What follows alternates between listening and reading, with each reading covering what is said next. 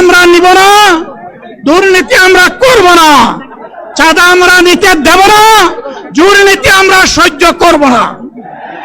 এই বাংলাদেশটাই আমরা দেখতে চাই। যুবকদেরকে আমরা স্পষ্ট ভাষায় বলতে চাই, বন্ধুগণ, তোমাদের সাথে আমরা আছি। আমি আজকে জামাতের আমির হিসাবে এখানে কথা বলতে আসিনি। আমি এসেছি বাংলাদেশের 18 কোটি মানুষের একজন হয়ে কথা বলতে। আমি শিশুদের বন্ধু, আমি যুবকদের ভাই, আমি বয়স্কদের সহযোদ্ধা, আমার বোনদের আমি ভাই।